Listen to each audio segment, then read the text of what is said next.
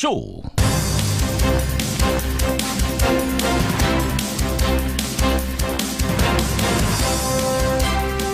애청자 여러분 안녕하십니까. 정말 추운 아침입니다. 전국에 겨울 한파가 들이닥쳤습니다. 서울이 영하 7도, 강원도 철원은 자그마치 영하 16도까지 떨어졌는데요. 바람까지 불면서 체감온도는 더 춥게 느껴지는 정말 추운 출근길입니다. 그런데요, 오늘 출근길보다 더 얼어붙은 건 한반도 정세입니다. 이틀 전 북한의 ICBM급 미사일 도발로 그나마 피어오르려던 대화 무드는 다시 움츠러들었죠. 어젯밤 10시 문재인 대통령과 미국의 트럼프 대통령이 1시간여 동안 통화를 하면서 이 대응 방안을 논의했습니다만 대북 공조를 강화하자 정도의 원론적인 입장을 확인했습니다. 과연 우리 한반도에 따뜻한 봄은 언제쯤이나 오려나요? 금요일 아침 김현정의 뉴스쇼 출발합니다.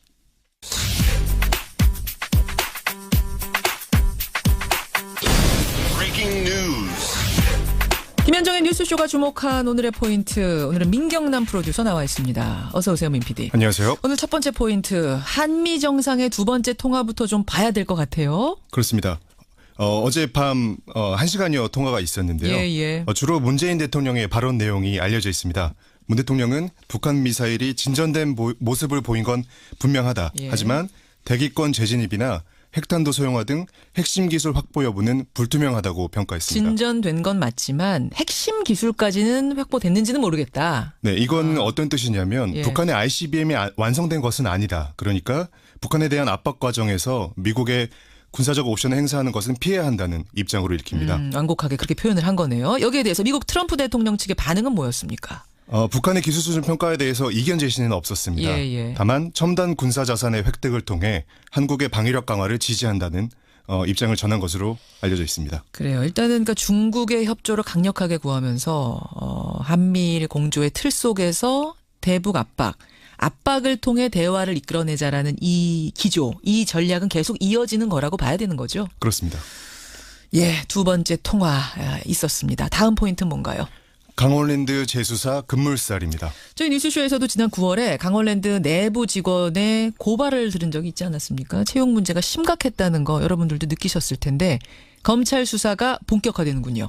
네, 최응집 전 강원랜드 사장이 어젯밤에 구속됐습니다. 강원랜드에 재직 중이던 2012년, 2013년 강원랜드 교육생 선발 과정에서 국회의원, 지역 유력 인사 등의 채용 청탁을 받아서 면접 점수 조작을 지시했는지 등의 혐의를 받고 있습니다. 그러니까 지금까지 언론 보도를 통해서 수많이 나왔던 그 제보가 바로 이 최흥집 전 사장 때였는데 그렇습니다. 그 사장이 드디어 체포가 된 거군요. 구속이 된 거군요. 네, 또 자유한국당 염동열 의원의 지역 보좌관인 박모 씨도 구속이 됐는데요. 예. 이 부분은 그러니까 채용 청탁을 한 당사자들에 대해서도 직접 수사를 예고하는 것이라고 볼 수 있습니다. 그러네요. 현역 의원을 포함한 50여 명에 대해 줄소환이 이루어질 거라는 관측도 나오고 있습니다. 이번 수사가 여러분 재수사입니다. 이미 한 차례 작년에 있었는데 제대로 못했다는 얘기예요. 네. 이번에는 과연 제대로 이루어질지 지켜보겠습니다. 다음 포인트요. 발리 구조작전입니다. 발리 아공 화산이 분할을 시작하면서 우리 국민들 발이 묶여 있었는데 드디어 전세기 타고 귀국 길에 올랐어요. 네네. 어젯밤 10시 30분에 우리 국민 179명이 특별기편으로 한번 귀국을 했고요. 예. 네, 오늘 중에 700여 명의 국민이 특별전세기와 정기편 등을 이용해서 귀국길에 오를 것으로 보입니다. 지금 수송작전이 진행 중 이렇게 보면 되는군요. 그렇습니다. 예. 특별전세기의 경우에 외교부가 운영을 주관하고 있는데 공짜는 아닙니다. 공짜인지 아닌지 궁금해하는 분들도 더러 계시더라고요. 그렇습니다. 공짜 아니고요. 네네. 네. 탑승객들에게 적정 수준의 비용을 청구하게 된다고 합니다. 그래요. 무사히들 돌아오게 돼서 다행입니다. 마지막 포인트 하나만 더 보죠. 네, 오늘 밤 2018 러시아 월드컵에 조추점이 있습니다. 예. 네, 세계 랭킹으로 따졌을 때 우리나라는 월드컵 본선에 진출한 32개국 중에 31등입니다. 쉽지 않은 본선 무대가 될 것 같습니다만 경우의 수라는 게 있죠. 그렇죠. 비교적 손쉬운 상대들이 같은 조에 배정되길 기도해 봅니다. 행운의 조에 들기를 오늘 마지막 조추첨 소식까지 전해드리겠습니다. 민경남 프로듀서 수고하셨습니다. 감사합니다. 저희들한테 그런 환자가 여기 150여 명이 있습니다. 중증외상센터는 분명히 말씀드릴 수 있는 건 대한민국에선 지속 가능성이 없습니다. 최근 외상센터 문제를 해결해달라는 청와대 청원이 20만 명을 넘어서자 복지부가 또 대책 마련에 고심 중인데 안팎의 불씨는 여전합니다. 모든 한국인들이 이 의사만 바라보고 있다. 예, 귀순한 북한 병사가 의식을 회복하던 날 워싱턴 포스트가 이런 제목의 기사를 냈습니다. 수술을 집도한 아주대병원 권역의상센터 이국종 교수를 두고 한 얘기인데요. 이 귀순 병사의 치료를 계기로 권역의상센터의 열악한 환경이 세상에 알려지면서 이 현장을 그동안 묵묵히 지켜온 이국종 센터장이 더욱 화제가 되기도 했죠.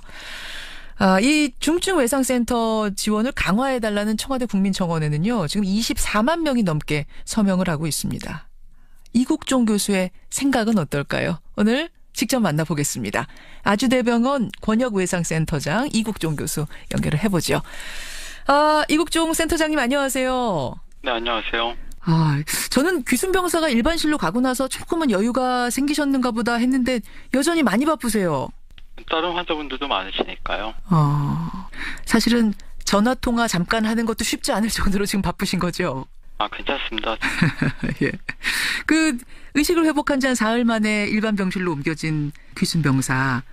지금은 어느 정도나 회복이 됐습니까? 자기 의사 표현도 잘 하고 식사를 시작을 했으니까 식사를 시작하기 전에는 내장이 워낙 파열됐었으니까요. 예. 여기 일반 병실 올라오시고 나서는 그다음부터는 이제 미음을 섭취하기 시작해서 지금은 이제 죽까지 먹고 있는 단계가 되겠습니다. 죽까지 먹을 수 있는 단계. 그러니까 이거는 의학적으로 저희는 잘 모르지만 의학적으로는 상당히 의미가 있는 단계까지 갔다는 말씀이세요. 네, 그렇습니다. 정말 다행입니다. 환자 스트레스를 낮춰주기 위해서 교수님이 직접 이야기도 좀 나누시고 영화도 보여주시고 음악도 들려주시고 이런다는 이야기를 제가 전해 들었는데 요즘은 어떤 얘기 나누세요? 아무래도 환자가 이제 낯선 곳에 갑자기 노출이 되지 않습니까? 그러면 그렇죠. 정신적 스트레스가 너무 심하다 보면은 그런 것들이 건강 상태에 영향을 굉장히 많이 끼칠 수가 있기 때문에 예. 한국에서도 너무 골치 아픈 얘기 같은 건 하지 않고 그렇죠. 환자분이 이제 TV 보고 그런 걸 좋아하기 때문에 드라마라든가 아니면 방송 프로그램 그런 얘기들 주로 합니다. 연예계 얘기를 많이 합니다. 연예계 얘기를 많이 하세요. 네, 그렇습니다. 예, 복잡한 뉴스 이런 얘기는 안 하고.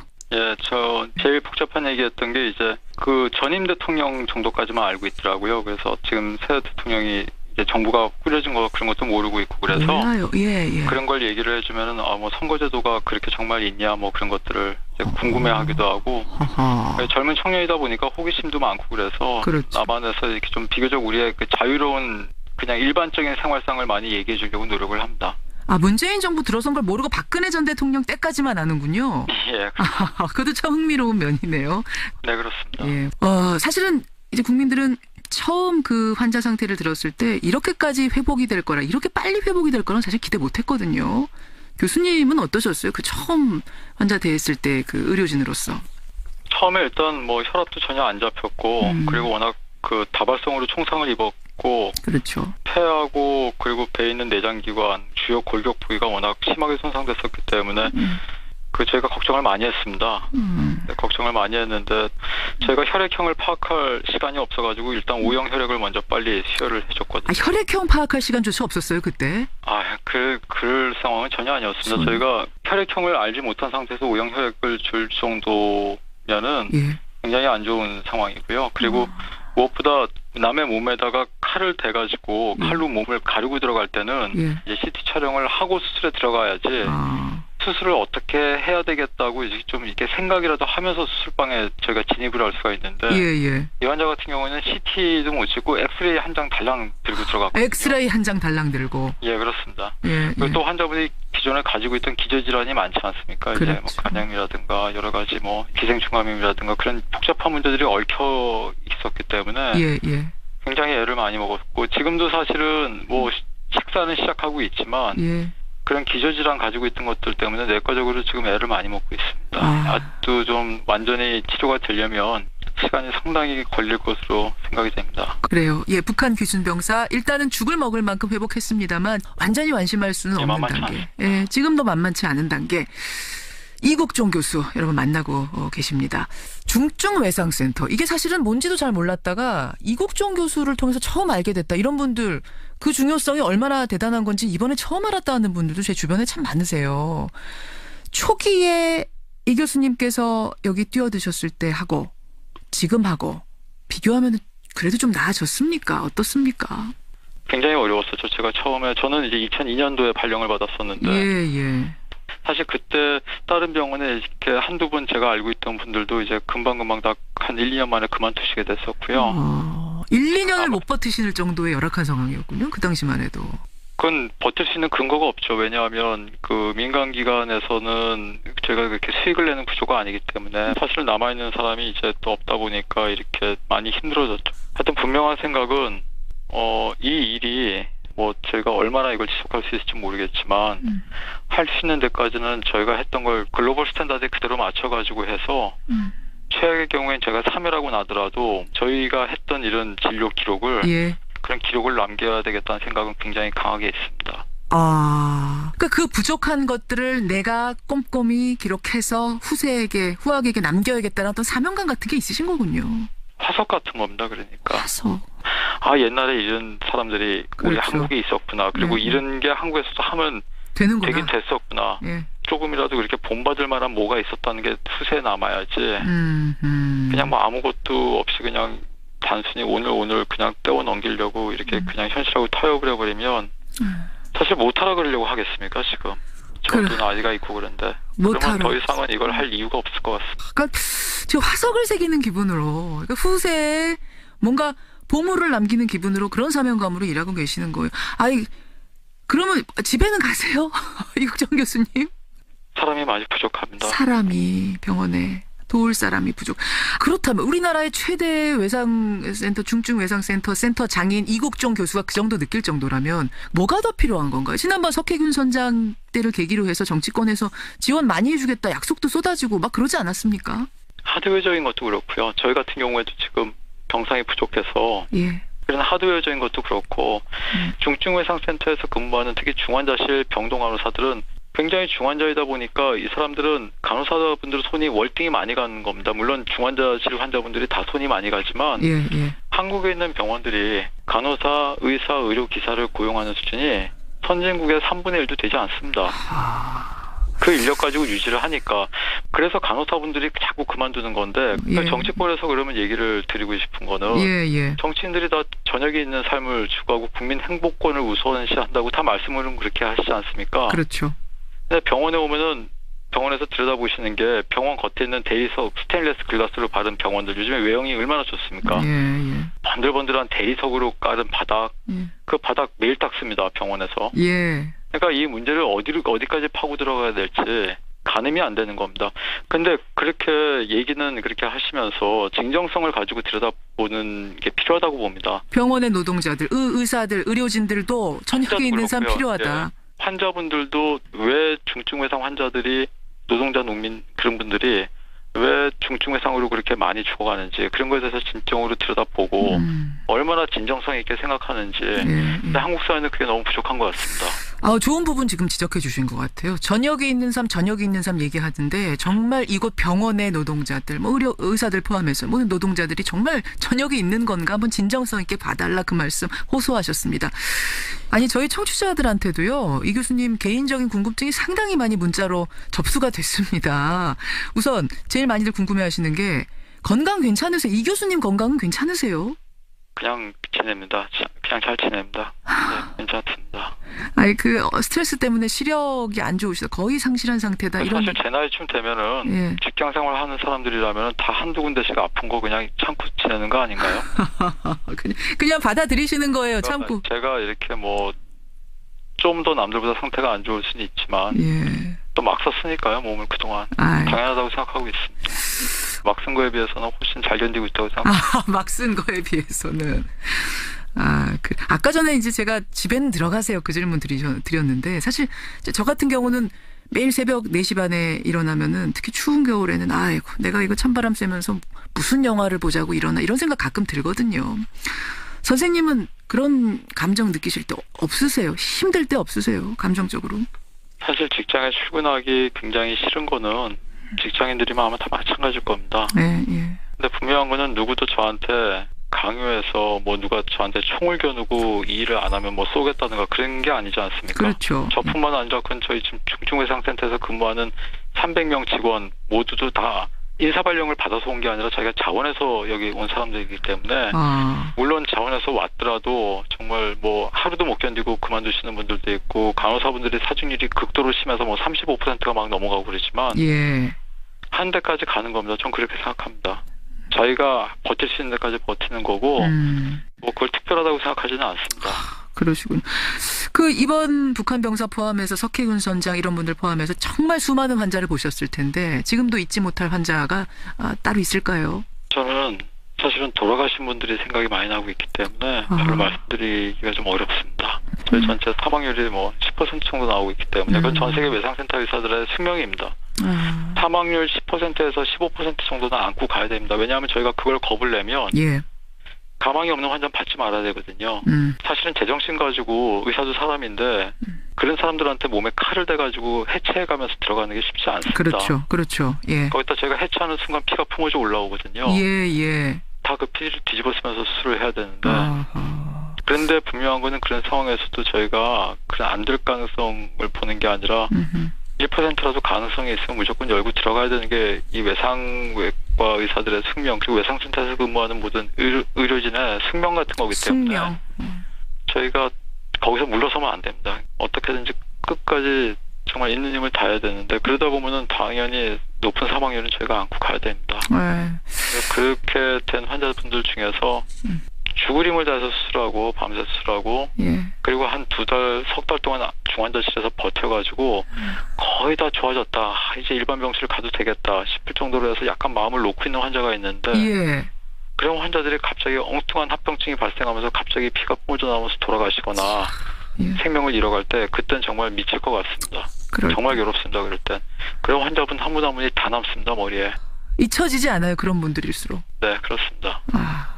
정말 죽을 힘을 다해서 살린다? 라는 그 표현이 어떤 심정일지 이게 와 닿는데요. 이번에도 그러셨죠. 이번에 규순 병사를 살리는 과정도 참 죽을 힘을 다해서 살리는 고통스러운 과정이었는데 특히 이번에 더 좀 고통스러우셨을 것 같은 게 마음고생도 좀 하셨어요. 논란도 좀 겪으셨어요. 그 폭풍이 이제 좀 지나가고 잠잠해지고 돌아볼 때 소외랄까요? 어떠세요? 저는 사실 병원 안에만 있었기 때문에 잘 모르겠습니다. 그 의원분도 환자를 생각하는 마음에서 그런 말을 했다라고 하시고 뭐 이국종 교수 말씀할 것도 없이 당연히 환자를 생각하는 마음이었고 의견이 어긋났던 것 같아요. 혹시라도 한번 만나서 좀 두 분 허심탄회하게 말씀이라도 나눠볼 생각 있으십니까? 저는 그 의원님께서 평소에 글도 다 굉장히 잘 쓰시고 맞습니다. 정론 집필을 하시는 굉장한 아주 식견을 갖추신 전문가로 제가 그냥 알고 있습니다. 저는 그래서 그분이 그 의원이 되신 줄 모르고 있었거든요. 근데 분명한 거는 그 의원님이 소속된 정당을 지지하는 사람들은 그 정당은 블루칼라 계층의 분들이 지지하는 그런 정당이고 그런 분들의 지지를 지금 안고 유지되고 있는 정당이고 예. 저는 바로 그 정당을 지지하는 사람들이 흘리는 피를 막아내고 있는 사람입니다. 그러네요. 예. 그러니까 저는 특별한 다른 느낌이 있는 게 아니라 좀 안타깝습니다.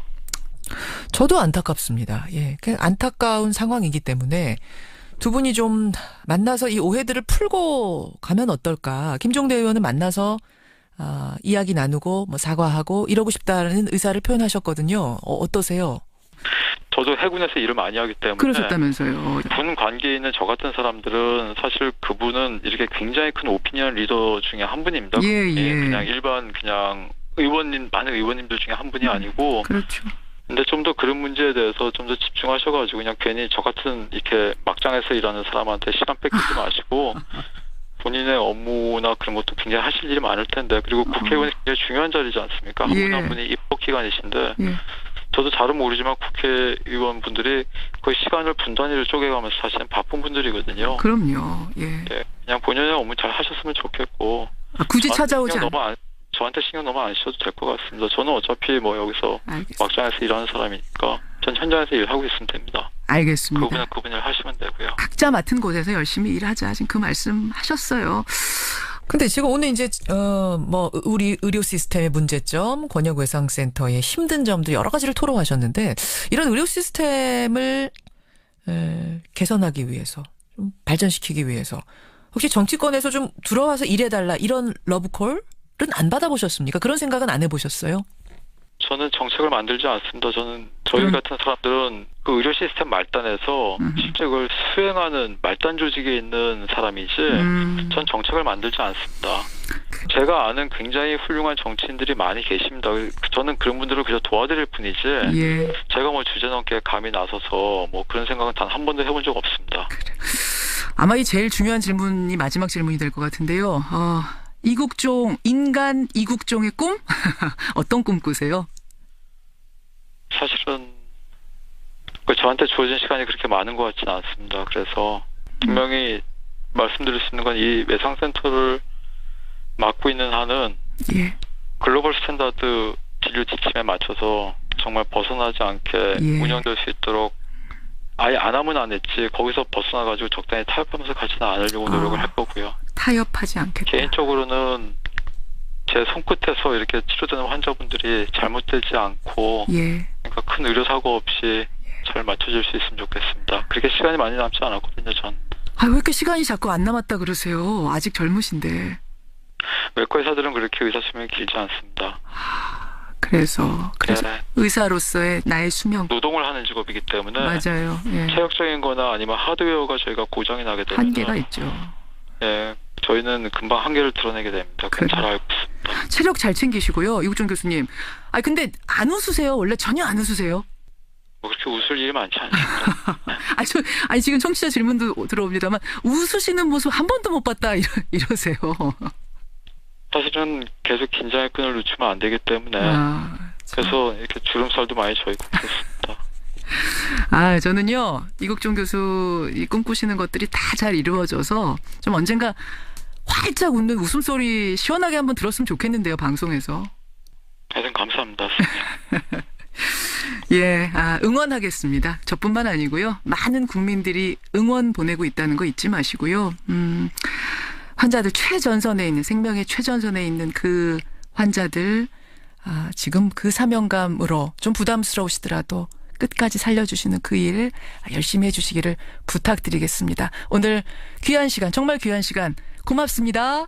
정말 감사합니다. 예, 힘내십시오, 교수님. 힘내십시오. 예, 고맙습니다. 아주대학병원 권역외상센터의 센터장이죠. 이국종 교수. 김현정의 뉴스쇼 2부 출발합니다. 김영란법 개정안을 놓고 지금 논란이 뜨겁습니다. 첫 번째 개정안은 여러분 잘 아시다시피 부결됐습니다. 그러자 두 번째 개정안이 나왔는데요. 현행 3, 5, 10 제한선에서 농축수산물을 선물할 경우에는 10만 원까지 허용을 하고 대신 경조사비는 지금의 10만 원 상한선을 5만 원으로 줄인다. 경조사비를 5만 원으로 줄인다라는 걸 덧붙여서 두 번째 개정안을 12월 11일에 다시 표결에 붙입니다. 자, 12월 11일 표결 전에 우리의 여론을 한번 모아봐야겠습니다. 오늘 2부 첫 순서 김영란법 개정 찬반 토론 이어가 보지요. 지난 월요일에 김정훈 기자가 나와서 그 유명 오토바이 업체 할리데이비슨의 사내폭력 사건을 전해드렸는데요. 이 보도가 나간 후에 저희 뉴스쇼 앞으로 상당히 많은 사내폭력 제보들이 들어왔습니다. 이 제보들을 모아서 오늘 훅뉴스에서는 이 사내폭력의 심각성 다시 한번 전해드리도록 하지요. 오늘 와이뉴스에서는요. 조윤선 전 장관의 재구속 왜 초읽기의 시작인가 라는 주제로 권영철 선임 기자가 깊이 취재를 해봤답니다. 함께 하시죠. 50원의 단문 100원의 장문 유료 문자 샵 1212 카톡 레인보우까지 열어놓고 출발합니다. 금품 등 수수의 금지에 관한 법률 일명 김영란법. 과연 개정이 될까요? 첫 번째 개정안은 이거였습니다, 여러분. 식사 3, 선물 5, 경조사비 10, 3, 5, 10 가운데 농축수산물을 선물하는 경우에 한해서는 상한선을 10만 원까지 올리자. 하지만 나흘 전이죠. 국민권익위 전원위원회에서 부결이 됐습니다. 일사부재리 원칙이 있기 때문에 같은 안건을 두 번은 못 올립니다. 그러자 다시 수정안이 나왔습니다. 농축수산물 선물 비용 10만 원으로 높이는 동시에 경조사비는 5만 원으로 낮추자. 그러니까 이제부터 뭐 공무원, 교사, 언론인 이런 사람들이 결혼을 한다든지 상을 당하면 5만 원까지밖에 못 하는 겁니다. 예, 요런 안을 내놓은 거죠. 12월 11일에 이 안을 놓고 표결에 들어갑니다. 제일 중요한 건 국민 여론이죠. 여러분 의견입니다. 듣고 판단해 보시죠. 문자도 보내주십시오. 먼저 명지대학교 조동근 교수님 나와 계십니다. 교수님 안녕하세요. 네, 안녕하세요. 예, 네. 국민권익위의 자문위원이세요. 흥사단 투명사회운동본부 송준호 대표님. 대표님 안녕하세요. 예, 안녕하세요. 자, 먼저 송준호 대표님께 여쭙겠습니다. 이게 그러니까 논의의 시작이 된 거는 선물 5만 원. 여기에서 농축수산물한테까지 5만 원 선을 적용하다 보니까 우리 농가들이 너무 힘들다. 작년에 그 전 대비해서 이 계산을 해보니까 26%나 소비가 감소했더라. 우리 농가 숨통 좀 띄워주자라는 게 논의의 핵심이었는데 어떻게 보시는 겁니까? 두 가지 관점에서 저는 이 가격 상한선 논의가 이제 부적절하다고 보는데요. 지난 추석에서 이미 자리 잡아가고 있는 것이 청탁금지법이다. 그리고 또 국민권익위원회가 여러 차례 이제 밝혔듯이 전문기관에 지금 그 경제 영향이 어느 정도인가에 대해서 지금 그 용역을 주고 있는데 그 결과가 아직 안 나왔거든요. 그런데 왜 지금 갑자기 이 문제를 들고 나오는가 하는 것에 대해서 의아한 생각이고요. 예. 사실 우리 국민들의 정서는 그대로이다. 아니면 50도 과하다. 이렇게 보고 있습니다. 예, 우리 국민들의 정서는 김영란법 찬성. 오히려 350보다 더 강화하자. 이면이었지 늘리자는 쪽은 아닐 거라고 보시는 거예요. 자, 그래서 개정 반대란 말씀이시죠? 예, 그렇죠. 조동근 교수님 어떻게 생각하십니까? 농민 피해, 서민 경제 피해 이전에 이 국가가 개입하는 것 자체가 잘못된 겁니다. 사실요. 우리가 좀 정직해야 되는데 말이죠. 예. 대가성 관계없이 그저 일정 금액을 못 주게 하는 건데 사실 선의 증여 같은 것도 우리 고려를 해야 되거든요. 그런데 구석구석 국가가 개입해서 심지어 경조사비까지 나라가 정하는 그게 좀 말이 된다 생각합니까? 경조사비까지 나라가 정해선 되겠느냐? 이거는 말이 아니죠. 그러고 솔직히 보면 이렇게 해서 얼마나 투명해집니까?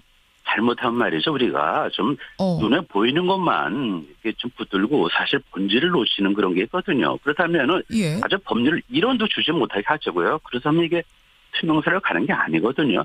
문화로 접근해야 될 게 맞고요. 이건 처음부터 뇌물죄로 가는 게 맞습니다. 이거를. 뇌물죄로? 그러면 뇌물죄를 갖다 그대로 가야 되는데 그러니까 대가성 없어도 일정 금액 못 주는 거 아니에요. 그런데 직무 관련성 그다음에 대가성 없이 왜 돈이 왔다 갔다 합니까? 따라서 뇌물죄로 충분히 갈 수 있는 건데 이거를 잘못하다 보니까 문화로 접근해야 될 거를 국가가 들어간 거예요, 사실요. 그러니까 첫 단추를 잘못 깨다 보니까 점점 명분론에 빠져드는 거예요. 350 과하다? 그 사실 그게 뭡니까? 그거는 어떻게 보면 국민의 개인의 선택이에요. 경조사비나 선배한테 10만 원 주겠다는데 왜 그걸 5만 원으로 막습니까? 나는 저 선배한테 10만 원 주고 싶은데 그걸 왜 5만 원으로 막느냐? 아니 국가가 왜 무슨 권익으로 무슨 권력으로 도대체 그걸 막냐 그런 얘기예요. 알겠습니다. 말하면 네네. 예, 송 대표님 어떻게 생각하세요? 지금 말씀은 우리가 국가가 이제 개입한다 그랬는데 이 법은 공직자에 한정된 법이고요. 그다음에 국가가 왜 도로교통 속도 제한을 왜 합니까? 잠깐만요. 공직자뿐만 아니라 여기 이제 언론인도 들어가고. 아니 당연히 교사까지 포함되는 언론인이나 또 학교에 이제 사립학교 종사자들의 경우에는 헌법재판소에서 이미 일반 공공기관보다도 못지않게 그러니까 사실은 더 이상의 공공성을 가지고 있죠. 사실은. 넓은 의미의 공동선을 위한 조치인 거라고 봅니다. 그런데 이어가시죠 말씀을.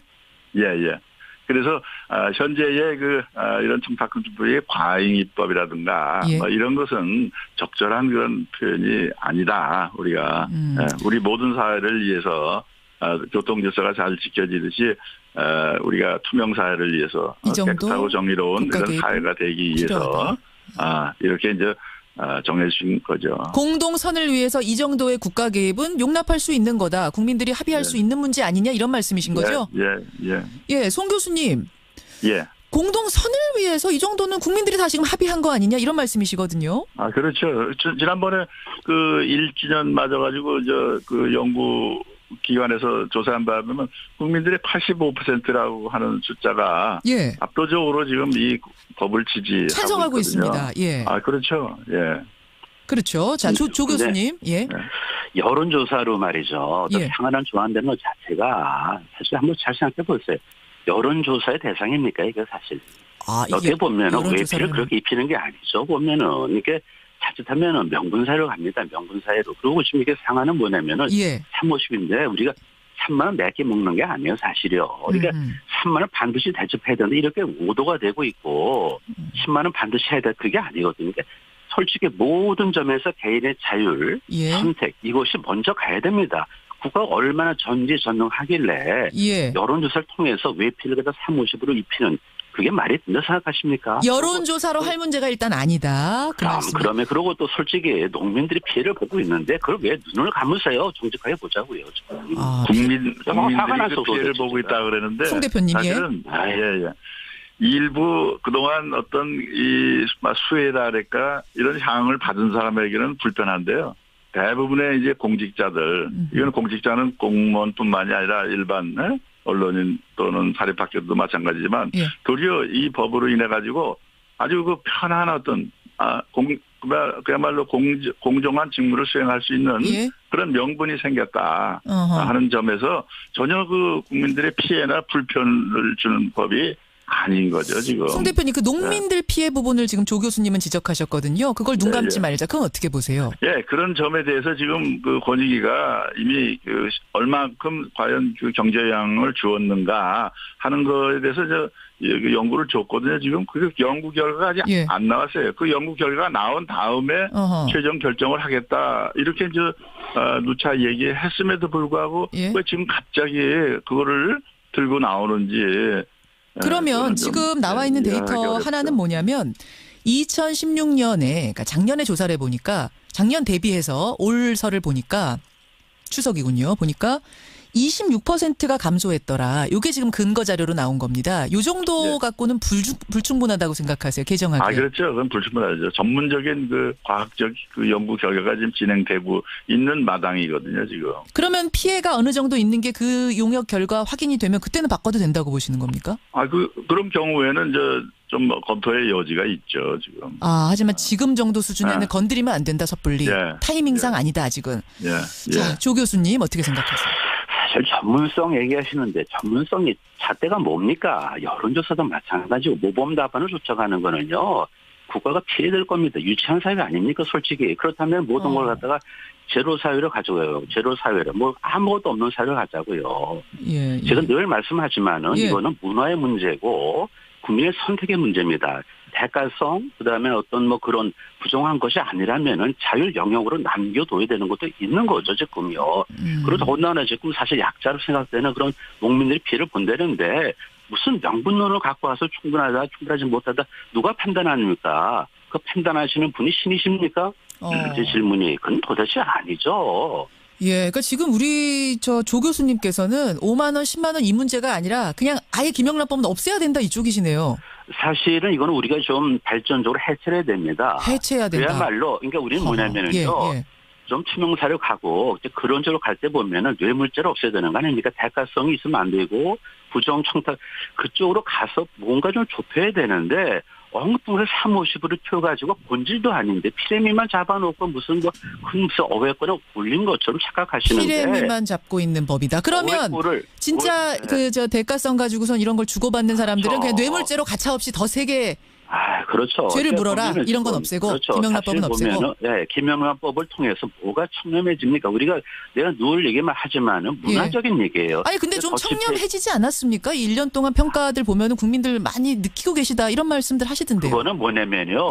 지금 우리가 사회가 발전하면서 이렇게 가야 된다는 어떤 방향에 대해서 동의한 거니까 우리가 캠페인으로서도 충분히 대처할 수 있는 겁니다. 문화적인 접근으로도 김영란법 이상의 효과를 낼 수도 있는 거예요. 국민들을 너무 무식하게 본다 좀 그렇게 생각도 하시는 건가 봐요. 얼마든지 캠페인으로서도 되는데 이렇게까지? 사실은 그런 측면도 있죠. 국민들에 대해서 조금 더 좀 존중을 한다면은 그 좀 시간이 걸린다면은 근원적인 어떤 설득과 호소 합의를 이끌어야 되는데 섣불리 법을 갖다 들이댄 것. 마치 내가 신인 것처럼 350이 절대 선인 것처럼 이거는 잘못된 거죠. 알겠습니다. 송 대표님 어떻게 보세요?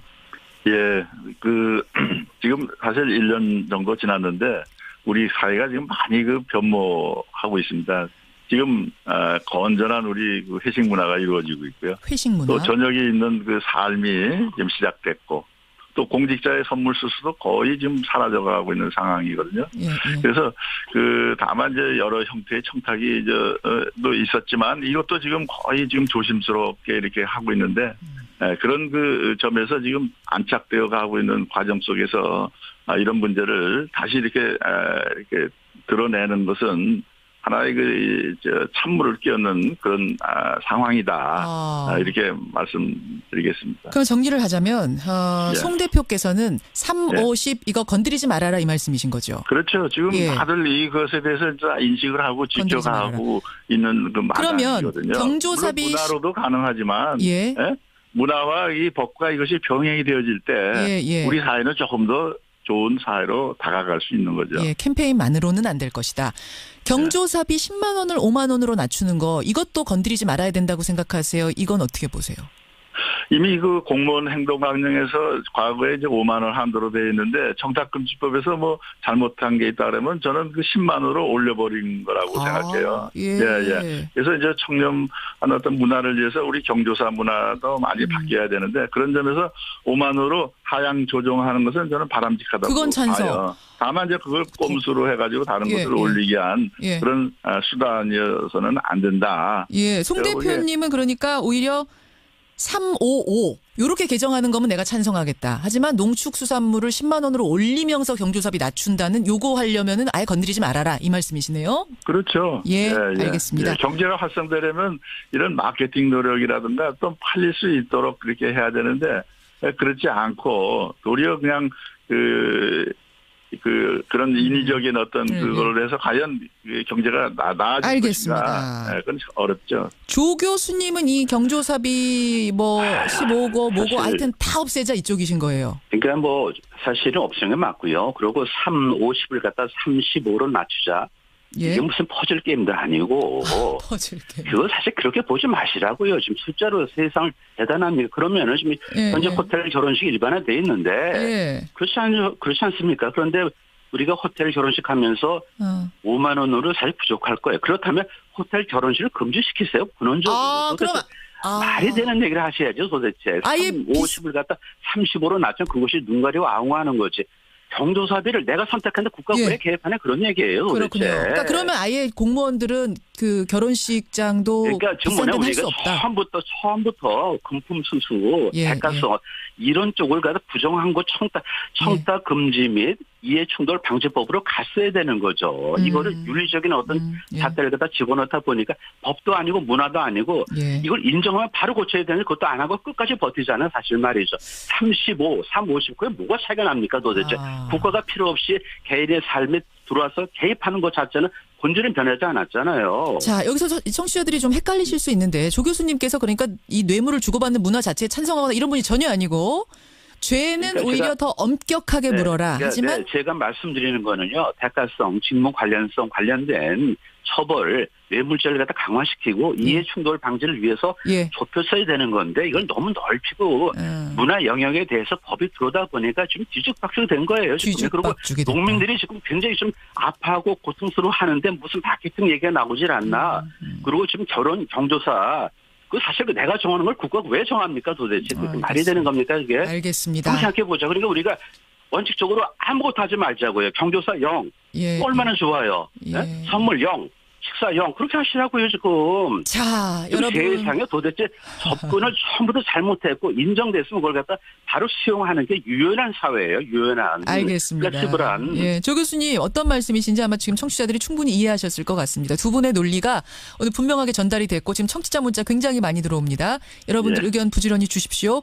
저 여기까지 오늘 짧은 토론 마무리하겠습니다. 여러분 12월 11일 그러니까 다다음 주군요. 월요일에 이 투표가 다시 있습니다. 두 번째 표결 어떤 결론이 나오는 게 옳을지 한번 지금 생각해 보시죠. 두 분 귀한 시간 고맙습니다.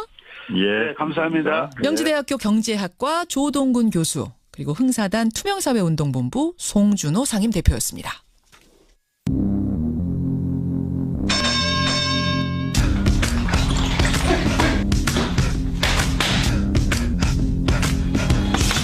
김현정의 뉴스쇼 금요일의 코너 뉴스 속으로 훅 파고드는 시간이죠. 훅 뉴스. 오늘도 김정훈 기자 나와 있습니다. 어서 오세요, 김 기자. 네네. 오늘 훅 뉴스. 지난 월요일 굉장히 충격적인 사건을 김정훈 기자가 보도를 해줬는데 그 사건의 후속편쯤 된다고요? 네, 선배들한테 가혹행위를 당하는 남성 노동자의 이야기를 저희가 전해드렸죠. 유명 오토바이 업체 할리데이비슨 한국 지점에서 후배 정비사가 선배 정비사한테 가혹행위 당하는 뭐 그런 내용이었잖아요. 그렇습니다.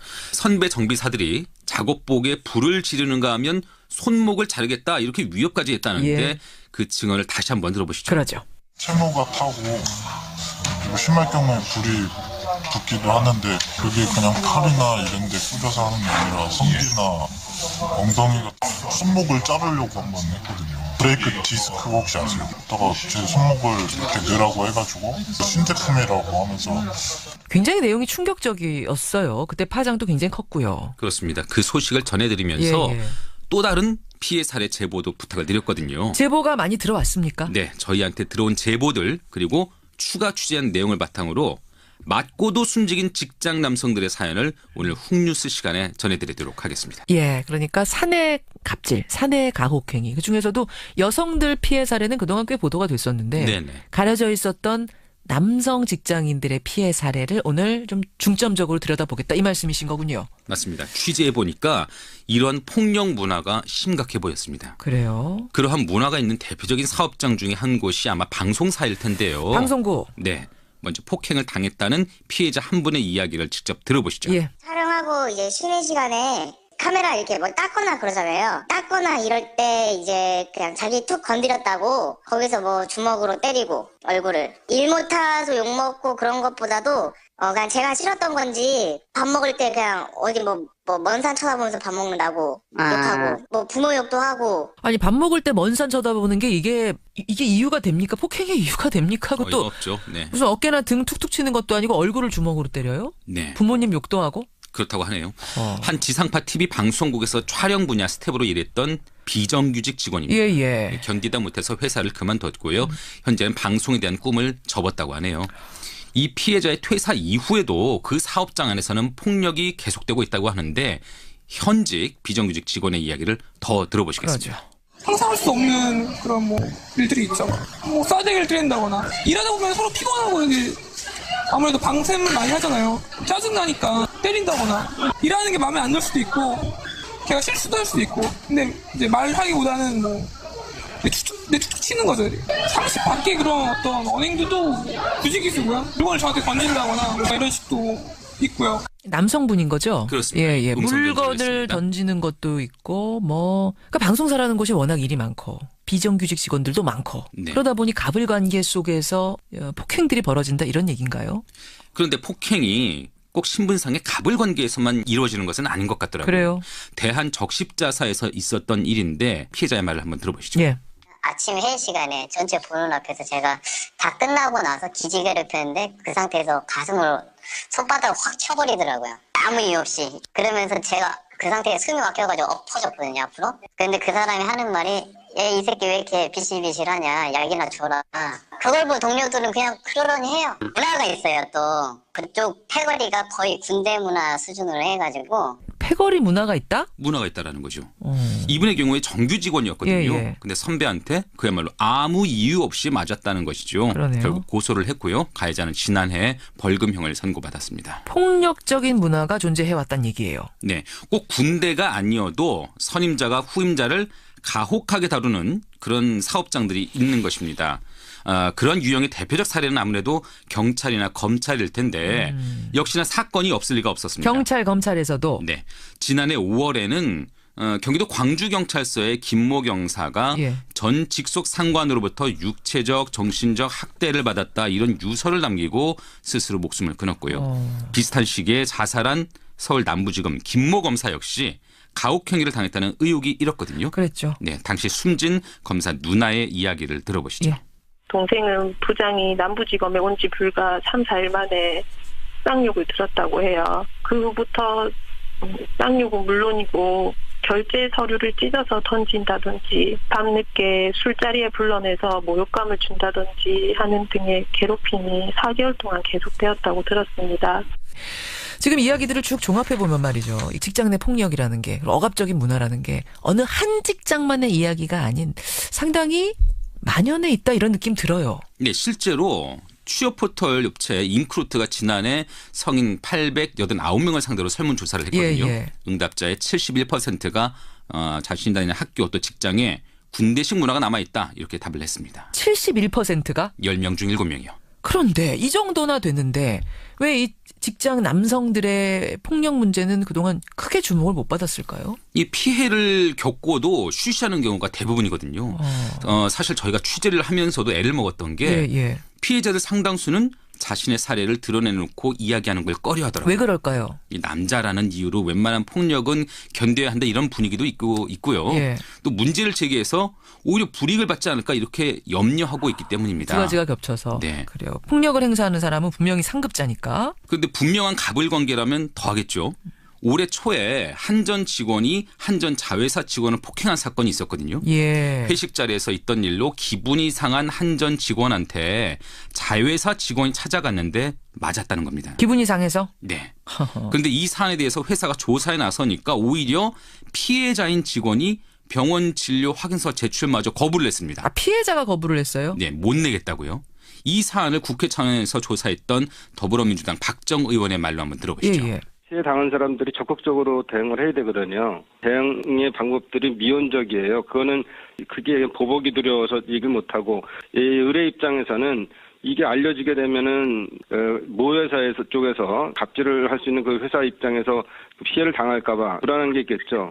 또 그다음에 자기 모 회사이기 때문에 어떤 여러 가지 불이익을 끼칠까봐 자기는 아무것도 할 수 없었다. 내가 당했는데도 말 못하고 쉬쉬하는 이런 상황들. 그러니까 결국 이렇게 피해자가 목소리를 내지 않으니까 사안이 제대로 조사가 되겠습니까? 안 되죠. 결국 가해자는 견책이라는 솜방망이 징계를 받는데 그쳤습니다. 이 한전의 경우도? 네. 그래요. 이런 직장 내 폭력 문화 사실 오래된 문화 아닙니까 이게? 그렇죠. 그동안에 계속 문제 제기도 하고 우리 사회가 많이 달라져 왔다고 하는데도 왜 개선이 안 되고 이렇게 남아 있을까요? 일단은 과거 폭력이 용인됐던 그런 군대 문화가 직장 내에 스며든 것을 한 원인으로 꼽을 수 있지 않을까요? 이석진 노무사의 말을 한번 들어보시죠. 남자들 같으면 군대를 또 갔다 오잖아요. 또 상사한테 또 나도 맞았으니까 그런 것도 나도 욕을 먹고 이랬으니까 당연히 내 후배한테도 그게 아직 우리나라가 보면 군대 문화 하라면 해라 이런 식의 문화가 아니면 기업도 조직인데 조직이 돌아가려면 좀 원활하게 상사의 지식에 따른다든지 그런 게 필요하잖아요. 나도 당했으니까 내 후배한테도? 네. 이런 군대 문화에 기업이 얼마만큼 친숙하느냐면요. 대한항공, 삼성물산, 포스코, 코레일 등의 유수한 기업들이 현재도 매년 병영 체험이라는 걸 할 정도거든요. 참여자들이 불만이 있어도 기업들은 애사심을 높이는데 이만한 프로그램이 없다 이렇게 보는 것 같은데 한 기업 관계자 말을 들어보시죠. 군대식 문화를 하려고 하는 게 아니고 화합 이런 거를 이해를 하려고 애사심도 더 높이고 리더십도 좀 배우고 이런 내용이고요. 일면으로 보면은 일리가 있는데 어떻게 보시는 거예요? 근데 군대식 문화를 적용하는 게 아니라고 하는데 프로그램에 참여하는 신입사원 또 임직원들은 며칠간 실제 병영 내에서 단체 생활하면서 상명하복 질서를 익히게 되잖아요. 군대 문화가 이런 조직 운영에 도움이 된다는 기업들의 생각을 엿볼 수 있는 대목입니다. 그럼 군대 문화가 기업 속으로 평상시에도 젖어들다 보면 자칫 이런 상사의 선배의 폭력이 용인되는 분위기까지 이어질 수 있다. 이런 우려군요. 그렇습니다. 그렇게 왜곡된 군대 문화가 직장 내 폭력을 만들어내는 한 원인이라면요. 최근에는 새로운 원인도 부각되고 있는 사실을 저희가 취재 과정에서 알 수가 있었습니다. 바로 고용 구조의 다변화입니다. 다변화. 아까 정규직 외 비정규직, 파견직, 프리랜서, 하청, 용역. 사실은 고용하는 형태가 굉장히 다양해졌잖아요. 그러니까 그렇다 보니까 과거에는 한솥밥을 먹던 선후배 관계가 이제는 명령하고 이를 거부할 수 없는 그런 주종 관계로 바뀌었습니다. 다시 말해서 정규직 상급자가 비정규직 하급자를 마음껏 부리게 되면서 폭력도 생겨났다는 거죠. 그래요? 앞서 폭력 피해를 당했다는 방송사 비정규직의 말을 다시 들어보시죠. 예전에는 그런 일이 없었다는 얘기를 들었어요. 이제 노동법 개정되면서 비정규직이 늘어나면서 이제 그렇게 됐죠. 그러니까 사실 비정규직이 그렇게 여러 개로 분화돼서 고용하는 형태는 방송사밖에 없고.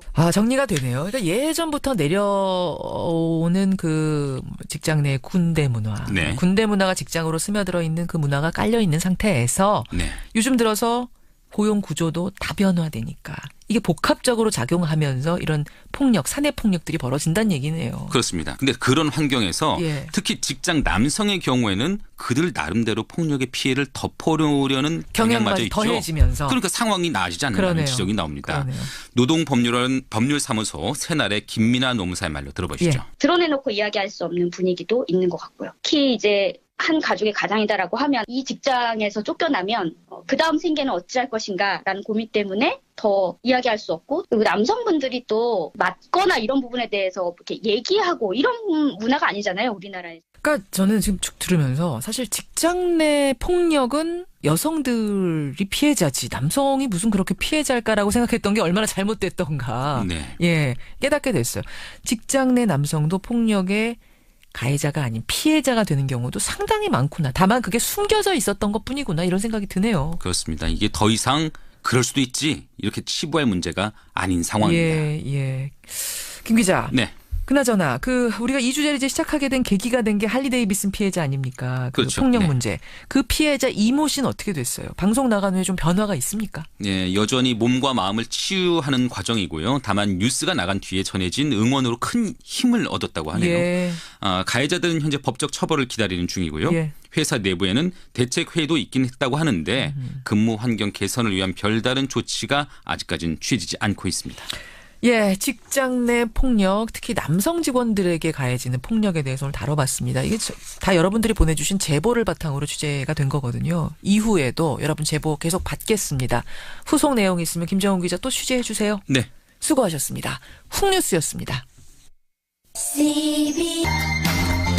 쭉 찢어서 먹는 그 김치 맛이 권현철 선임 기자 어서 오세요. 안녕하십니까. 그게 최고 맛있잖아요. 김장할 때 옆에서 얻어먹는 거. 그렇지. 수육이 있어야죠. 수육이 있으면 더 좋고. 그것도 이렇게 뭐 칼로 자르거나 가위 이게 아니고 손으로 쭉 찢어서 돌돌돌 말아서 먹는. 갑자기 아침부터 입에 침 군침이 돕니다. 추운 아침. 일단 속보를 하나 좀 전하고 여러분 이어가야 되겠습니다. 우리가 토론을 시작할 막 그 시간쯤이군요. 8시 3분쯤에 조금 전 8시 3분쯤에 경북 포항시 북구 북북서쪽 7km 지역에서 규모 2.4의 지진이 또 발생했습니다. 규모 2.4. 그러니까 이건 여진으로 봐야 되겠죠. 예, 여진이 또 발생했다. 지난 수능이 있었던 날 이후로 사실 여진이 좀 잠잠해서 이렇게 이제 여진이 끝났구나 다행이구나 하고 있었는데 오늘 8시 3분경 2.4의 여진이 다시 발생했다라는 속보를 전합니다. 참. 포항 분들 생각하면 마음이 먹먹해지는데요. 이대로 좀 그쳤으면 좋겠는데 말이죠. 김영란법 개정을 놓고 짧은 토론 이어갔습니다. 많은 분들이 문자 주셨어요. 지금 이제 두 번째로 붙이려고 하는 표결은 이겁니다, 여러분. 농축수산물에 한해서는 선물을 10만 원까지 확대하자. 대신 경조사비는 5만 원으로 줄이자. 이 개정안 찬성한다 하시는 분 항광현님 찬성입니다. 경조사비 5만 원 줄이는 거 특히 찬성인데요. 10만 원이라고 하니까 오히려 10만 원이 해야 되는 비용인 것처럼 이렇게 인식이 좀 바뀌어가고 있었다라면서 5만 원 내리자 하셨어요. 5400님 근데 10만 원짜리 공산품을 주면 뇌물이고 농산물을 주면 뇌물 아니고 이거 조금 희한한 거 아니냐? 그 두 개를 섞어서 주면 어떻게 되는 거냐? 뭐 이런 질문들 조금 애매하다는 측면에서 개정 반대하시는 분들도 계시고요. 7477님은 농분대 저는 반대합니다. 농수축산물에 한해서 10만 원으로 올린다 한들 유통하는 사람들이나 이익이지 농민들 자체에게는 큰 변화가 없다. 이분은 또 그런 말씀 하고 계시고요. 김영란법 개정 정도가 아니라 아예 폐지해야 된다라는 아까 그 조 교수의 주장에 대해서는 찬성하시는 분 일단 1468님 이분은 적극 공감이 됐다. 오히려 김영란법을 보여주기식 행정의 전형 아니냐라는 것. 그래요. 내가 친한 사람에게 축의금 더 주고 싶은데 왜 그걸 국가가 못하게 하는가? 이분도 이런 말씀 주셨고요. 반면에 남용성님은 국가가 개입한 거 하는 거 인정합니다. 하지만 지금 극약 처방이 필요한 시점이기 때문에 이런 법 나온 거 아니겠습니까? 박동진 님도 문화로 하면 좋았지만 그거로 안 되니까 이런 김영란법까지 나온 거 아니겠습니까? 라는 문자들 주고 계세요. 예, 여러분의 의견 고맙습니다. 이국종 교수 인터뷰 들으시고 정말 많은 분들이 응원 문자 주셨거든요. 저희가 이 내용은 다 캡처해서 이국종 교수 팀에게 힘내라고 전하겠습니다. 고맙습니다. 권현철 선임 기자 어서 오십시오. 다시 한번 인사드립니다. 오늘 뭐 가지고 오셨어요? 조윤선 전 문화체육부 장관과 관련된 얘기입니다. 조윤선 기자, 조윤선 전 장관. 네. 예. 1심 재판에서 블랙리스트에 개입했다는 증거가 없다는 이유로 관련 부분에서 무죄가 선고됐었죠. 예. 그런데 재구속될 처지에 놓였습니다. 블랙리스트 관련 새로운 증거들이 나오는 데다가 화이트리스트에 관한 정황이 드러나고 있고 정무수석 재직 시에는 국정원 특활비를 매달 500만 원씩 받은 혐의가 새롭게 추가가 되고 있습니다. 그러게요. 조윤선 재구속 임박설이 계속 설설설 돌더라고요. 네, 그렇습니다. 예. 이미 사실은 구속됐다가 석방된 거 아닙니까? 그렇습니다. 이미 박영수 특별검사가 블랙리스트와 관련해서 구속 기소를 했죠. 예. 1심에서 블랙리스트 관련해서는 무죄, 국회 위정죄 부분은 징역 1년에 집행유예 2년이 선고돼서 석방이 됐습니다. 그래요. 그런데 재구속 임박설이라니 이게 그럼 검찰이 다시 구속영장을 청구할 수도 있다 이런 얘기인가요? 그럴 가능성이 높다는 관측이 나오고 있습니다. 검찰의 공식 입장은 아직 검토하지 않았다는 것입니다. 검토가 이루어진다면 영장을 청구할 수도 있다는 걸로 들리죠. 예. 그렇지만 검찰의 수사 방향을 보거나 검찰 내부의 얘기를 들어보면은 구속영장 청구가 불가피하다는 쪽으로 의견이 모아지고 있습니다. 시중에 설 정도가 아니군요, 그러니까. 예, 검찰의 한 핵심 관계자는 조 전 장관 구속영장 청구와 관련해서 고민하고 있는 것으로 안다. 지금 상황으로는 구속영장 청구가 불가피한 방향으로 가고 있는 것 같다. 이렇게 얘기를 했고요. 그래요. 박영수 특검팀의 한 핵심 관계자도 조 전 장관에 대한 구속영장 청구가 임박한 것으로 안다. 이렇게 얘기를 했습니다. 이제 특검은 영장을 청구할 권한이 없습니다. 검찰이. 그렇죠. 그러니까 검찰에서는 좀 신중하게 고민하고 있는 것으로 안다. 아직 정해진 건 아무것도 없다. 라고 하는데도 확정적인 게 아니라고 얘기하는데도 지금 굉장히 구체적인 설이 도는 이유, 분명 이유가 있을 거예요. 왜입니까? 첫 번째는 돈 문제입니다. 국정원 특활비를 수사하는 과정에서 조윤선 전 장관이 정무수석 시절 국정원으로부터 매달 500만 원씩 이게 이제 11개월 재직했잖아요. 그렇죠. 매달 다 받은 걸로 확인은 된 건 아니고 7개월 동안 3,500만 원을 받은 사실은 일단 확인이 된 걸로 전해지고 있습니다. 그래서 검찰이 아마 조 전 장관 자택 압수수색했죠. 이후에. 두 번째는 화이트리스트 관련 혐의가 구체적으로 드러나고 있기 때문입니다. 그러니까 특활비 상납 의혹에다가 화이트리스트 관련된 의혹까지 구체적으로. 박근혜 정부 청와대가 정경련을 통해서 보수단체에 자금을 지원한 이른바 화이트리스트 의혹과 관련해서 김기춘 대통령 비서실장, 조윤선 전 정무수석 등 청와대 간부들이 범행을 공모했다는 결론을 이미 검찰이 내린 상태입니다. 실무 책임자 격인 허현준 전 청와대 국민소통비서관실 행정관이 구속 기소됐죠. 그렇죠. 그때 그 공소장에 공범으로 이렇게 적시를 하고 있습니다. 여기에 박준호 전 청와대 정무수석이 자신의 후임인 조윤선 수석에게 블랙리스트와 보수단체 지원 화이트리스트 업무에 관해서 업무 인계를 했다고 법정에서 진술을 했습니다. 박 전 수석은 이런 업무가 대통령과 비서실장의 관심 사항이니 정무수석실이 챙겨야 한다는 얘기도 했다 이렇게 확인을 했어요. 자, 특활비, 화이트리스트 세 번째 또 있습니까? 블랙리스트와 관련해서도 조 전 장관이 관여됐다는 새로운 증거들이 포착이 되고 있습니다. 아니 블랙리스트 관련 업무에 대해서는 1심 재판부가 이미 조윤선 무죄 선고했잖아요. 무죄 선고 이후에 이제 새 정부가 들어서서 청와대 캐비넷을 조사하다가 무더기로 문건들을 국정농단 문건들을 발견했잖아요. 나왔었죠. 그 중에 이제 추가로 발견된 문건 중에 블랙리스트 등 국정농단과 관련해서 모두 대통령 비서실장 주재 수석 비서관 회의 자료에 포함이 되어 있었다. 여기에 조윤선 당시 정무수석이 연관된 것으로 보이는 정황이 담겨 있다는 거죠. 그래요. 이런 이유들 때문에 조 전 장관 재구속 임박설이 나오는 겁니다. 그러면 지금 세 가지 정도 얘기해 주셨는데 그중에서도 박준우 전 정무수석의 진술 번복 이 부분이 결정적입니까? 그렇습니다. 1심 재판에서는 조 전 장관에게 유리하게 진술했죠. 그렇죠. 박준 수석. 그러니까 조 전 수석이 설명을 들은 적이 없다면은 제가 그렇게 말하지 않은 것이다. 정확하지 않은 기억을 추정해서 말했다. 이러면서 사실상 조 전 장관의 무죄 선고에 결정적 영향을 미쳤거든요. 그런데 박 전 수석이 1심 재판에서 이렇게 말한 것은 허위 증언이었다라고 다시 번복을 한 거죠. 맞습니다. 이게 이제 뭐 자기 뜻이 아니라 함께 근무했던 다른 수석들의 압박도 받았다는 얘기까지 했고요. 예. 근데 이거는 뭐 이것도 좀 확인이 되는지 어쩐지 모르겠습니다만 조윤선 전 장관은 처음에는 구속 대상 아니었다 이런 얘기도 들리더라고요. 제가 그 취재하는 과정에서 박영수 특별검사팀에 확인해 보니까 조 전 장관은 처음에는 구속 대상으로 분류되지 않았다고 합니다. 처음이라 하면 어느 수사 초기에. 수사 초기에는. 예. 그런데 수사를 할수록 블랙리스트에 관련된 증거가 계속 밝혀지는 데다가 모르쇠로 일관하면서 부인하는 태도 때문에 구속 대상으로 바뀌었다고 합니다. 청문회 당시에 그 국민의당 이용주 의원과 조윤선 문체부 장관의 질의응답 잠시 한번 들어보시죠. 의원님, 직원들이 특검에 지금도 가서 블랙리스트 없다고 생각하냐고 물어봤습니다. 의원님, 저는 그렇게 생각하지 않습니다. 블랙리스트가 존재하는 거는 맞죠? 지금 특검에서 조사를 하고 있는 그런 조인선 내용이 중에 언론에 조인선 중에 블랙리스트가 이용주 의원이 자그마치 18번 기억나시죠? 오랜만에 다시 들으니까 새롭네요. 예. 그러니까 이게 청문회 과정에서 조윤선 전 장관의 별명이 모르쇠, 앵무새였습니다. 맞아요. 그래서 사실 이게 뭐 감정적이라기보다는 국민 여론이 상당히 나빠졌었거든요.